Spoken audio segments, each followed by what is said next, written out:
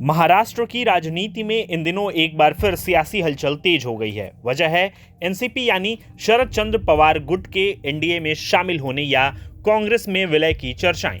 हालांकि इन तमाम अटकलों को पार्टी ने सिरे से खारिज कर दिया है। दरअसल इन चर्चाओं ने उस वक्त जोर पकड़ लिया जब 8 जुलाई को मुंबई के विधान भवन में महाराष्ट्र कर्नाटक सीमा विवाद पर हुई हाई लेवल बैठक के बाद शरद पवार डिप्टी सीएम एकनाथ शिंदे के कक्ष में पहुंचे। वहां उन्होंने अपनी पार्टी के विधायकों से भी मुलाकात की। इस मुलाकात की तस्वीरें सामने आते ही राजनीतिक गलियारों में तरह तरह के कयास लगाए जाने लगे।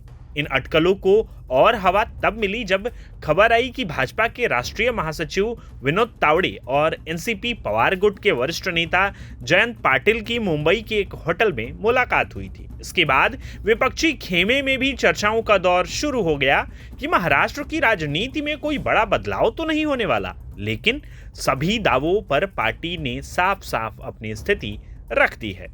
एनसीपी पवार के प्रदेश अध्यक्ष शशिकांत शिंदे ने कहा कि एनडीए में शामिल होने या कांग्रेस में विलय की खबरें पूरी तरह बेबुनियाद हैं। उन्होंने ऐसे विपक्ष को कमजोर करने की साजिश बताते हुए कहा कि पार्टी अपने मौजूदा राजनीतिक रुख पर कायम है। वहीं वरिष्ठ नेता जयंत पाटिल ने भी पूरे घटनाक्रम पर सफाई दी। उन्होंने कहा कि शरद पवार का एकनाथ शिंदे के कमरे में जाना सिर्फ सुविधा की वजह से था। दरअसल पार्टी के विधायक विधान भवन से निकलने से पहले शरद पवार से मिलना चाहते थे, लेकिन उनकी उम्र और स्वास्थ्य को देखते हुए उन्हें ज्यादा दूर तक पैदल चलाना उचित नहीं था। चूंकि डिप्टी सीएम शिंदे का कक्ष निकास द्वार के बिल्कुल पास है, इसलिए वहीं बैठक कर ली गई।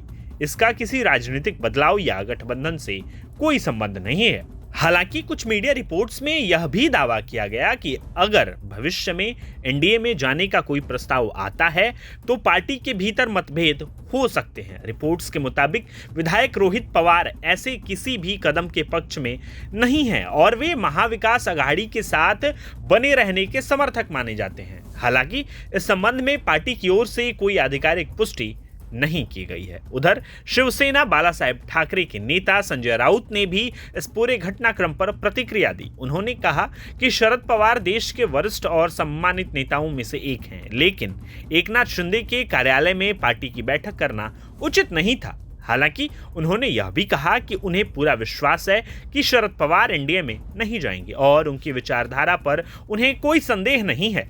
फिलहाल महाराष्ट्र की राजनीति में चर्चाओं का बाजार गर्म जरूर हुआ है, लेकिन एनसीपी पवार गुट ने साफ कर दिया है कि एनडीए में शामिल होने या कांग्रेस में विलय की खबरों में कोई सच्चाई नहीं है। अब आने वाले दिनों में यह देखना दिलचस्प होगा कि यह विवाद यहीं थमता है या महाराष्ट्र की राजनीति में कोई नया बड़ा मोड़ सामने आता है।